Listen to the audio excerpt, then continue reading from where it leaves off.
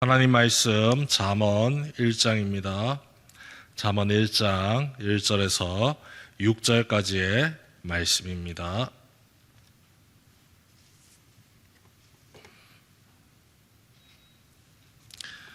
구약성경 잠언 1장 1절에서 6절까지의 말씀 한 절씩 교독하겠습니다. 다윗의 아들 이스라엘의 왕 솔로몬의 잠언이라.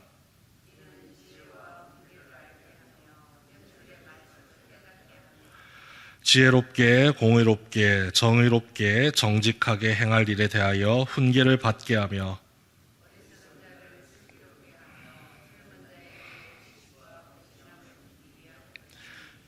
지혜 있는 자는 듣고 학식이 더할 것이요 명철한 자는 지략을 얻을 것이라. 잠언과 비유와 지혜 있는 자의 말과 그 오묘한 말을 깨달으라. 아멘. 오늘부터 잠언 말씀을 함께 읽습니다. 자신의 삶이 무르익고 성숙해진 중년기에 솔로몬이 젊은 세대에게 가르침을 전하기 위하여 기록한 이 내용이 바로 잠언입니다. 이 4절 말씀에 이 책을 읽기를 바라는 대상을 분명히 기록해 두었죠. 어리석은 자를 슬기롭게 하며 젊은 자에게 지식과 근신함을 주기 위한 것이니. 젊은 시절의 특징이 있습니다. 혈기는 넘치는데 경험이 부족합니다. 지혜도 부족합니다. 그래서 뭔가 서툴기만 합니다. 그런데 앞서 나가고자 하는 열정은 뜨겁죠. 그래서 조금 더 차가운 마음으로 실수하지 않고 바른 길을 걸어갈 수 있는 이 지혜를 품고 살아갈 수 있도록 독려하고 격려하는 말씀입니다. 그리고 이 가르침의 핵심인 지혜, 이 지혜는 두 종류가 있죠. 세상의 지혜가 있고 하나님이 주시는 지혜가 있습니다. 하나님을 경외함으로 알 수 있게 되고 얻을 수 있는 이 지혜를 뜻하는 말입니다. 그리고 주 대상자가 젊은이들이지만 앞서 이야기한 바가 있죠. 어리석은 자를 슬기롭게 하며 모든 사람을 대상으로 주어진 이 잠언의 말씀이라는 겁니다. 잠언은 지혜와 지식, 명철을 알고 듣고 깨닫도록 하는 이 도움의 역할을 하고 있습니다. 2절 말씀입니다. 지혜와 훈계를 알게 하며 명철의 말씀을 깨닫게 하며. 지혜가 무엇인지, 훈계가 무엇인지, 이 명철이 무엇인지를 제대로 알 수 있게 도와주는 책이 이 잠언의 말씀이라는 겁니다. 이를 바탕으로 해서 지혜롭고 공의롭고 정의롭고 정직하게 살아갈 수 있는 삶의 길을 걸어갈 수 있도록 만들어 주는 거죠.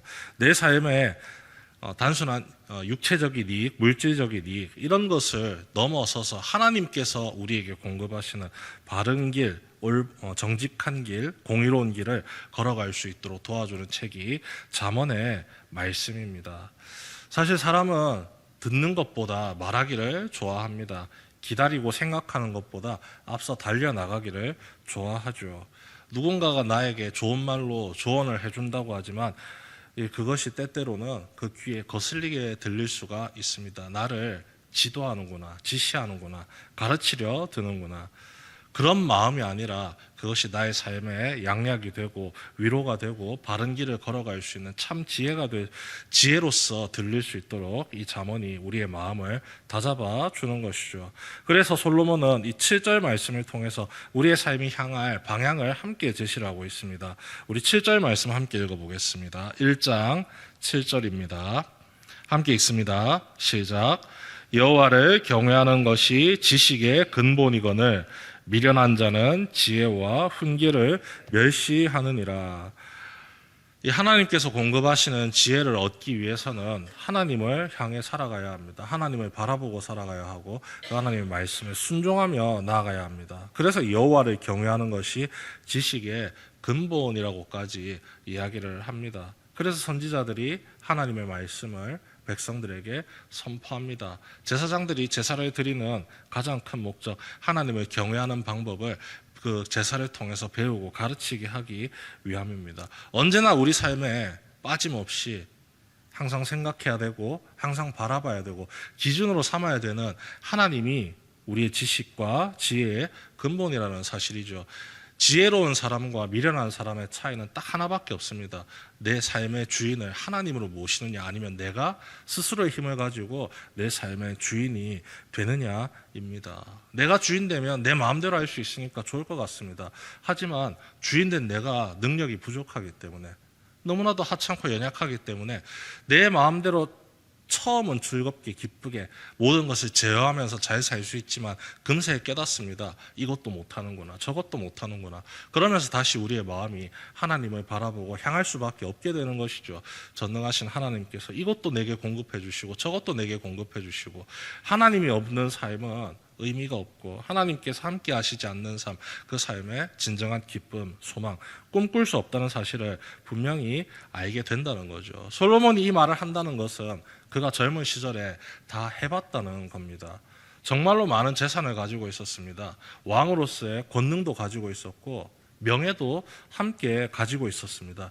그런데 그 모든 것이 하나님의 손에 의해서 솔로몬에게 주어졌던 은혜의 선물이었습니다. 하나님을 바라보면서 나아갈 때 하나님께서 그에게 지혜를 선물로 주시고 지혜뿐만 아니라 부귀도 선물로 주셨습니다. 그러나 그가 하나님을 등지고 자신의 뜻을 쫓아서 하나님이 지시하신 것과는 반대되는 길을 걸어가면서 이방 여인과 결혼을 하고 이방인들의 군사력을 의지하고 하나님을 완전히 잊어버리며 살아갈 때 그에게 하나님께서 꾸짖으십니다. 네가 죄의 길을 걸어가고 있다. 그리고 그 죄의 길로 말미암는 징계가 함께 주어지죠. 이스라엘 왕국이 남쪽과 북쪽으로 찢어지는 징계입니다. 물론 그 징계는 솔로몬이 죽고 난 이후에 받게 되는 것입니다. 하지만 지혜의 왕인 솔로몬이 하나님께서 주신 이 말씀을 따라서 그 앞으로 벌어질 일들에 대해 분명히 깨달았을 겁니다. 그리고 자신과 같은 실수를 저지르지 않도록 하기 위해서 이 젊은이들에게 이 하나님 경외하는 삶의 방법을 배울 것을, 그리고 살아갈 것을 간구하고 있는 것이죠. 하나님을 인정하는 삶입니다. 하나님께서 나를 바른 길로, 생명의 길로 지도하시고 이끌어가 주시기를 간구하는 삶, 이것이 바로 여호와를 경외하는 삶이죠. 그리고 이 소중한 지혜를 내가 온전히 누릴 수 있는 방법 함께 이야기합니다. 2장 1절에서 4절에 설명되고 있는데 요약하면 이렇습니다. 간절히 주님을 찾는 겁니다. 찾기 위해서 간절히 부르짖습니다. 기도하는 것이죠.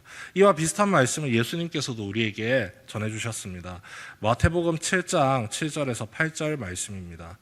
구하라 그리하면 너희에게 주실 것이요 찾으라 그리하면 찾아낼 것이요 문을 두드리라 그리하면 너희에게 열릴 것이니 구하는 이마다 받을 것이요 찾는 이는 찾아낼 것이요 두드리는 이에게는 열릴 것이니라. 하나님을 찾지 않아서 문제인 것이지, 찾기만 하면, 바라기만 하면, 부르짖기만 하면 하나님께서 우리를 외면하지 않으신다는 겁니다. 언제나 나를 도와주시려고 손 내미시고 기다리고 계시는데 안 찾아서 문제지, 외쳐봐라, 간구해라, 들려주겠다, 이미 약속을 하셨죠.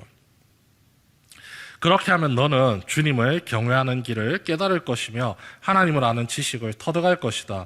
주님께서 지혜를 주시고 주님께서 친히 지식과 명철을 주시기 때문이다. 잠언 2장 5절에서 6절의 말씀을 세번역 성경으로 방금 읽어드렸습니다. 하나님께서 우리에게 베풀어 주신다고 하십니다. 그 하나님을 찾아야 하는 것이 우리에게 주어진 삶의 이유고 목적인 것이죠. 바로 여호와를 경외하는 삶입니다. 이를 돕기 위해서 솔로몬이 잠언의 말씀을 기록하고 우리에게 드러내 보여주고 있습니다. 주님께서 솔로몬을 통해서 자신의 모습을 주님을 믿는 모든 사람들에게 드러내 보이시고 주님을 향해 외치게 하시고 간구하게 하시는 겁니다. 진정한 지혜를 사모하여서 하나님이 베푸시는 은혜와 소망 속에 믿음을 지키며 살아갈 수 있는 길을 주님께서 우리에게 열어주고 계시다는 것이죠. 그 주님에 대한 소망, 기쁨, 감사의 마음을 품고 주님께서 내 삶과 함께 하시고 나의 삶을 온전히 이끌어 주시기를 외치며 기도하며 나아가는 이 아침 시간 되시길 주님의 이름으로 축원합니다.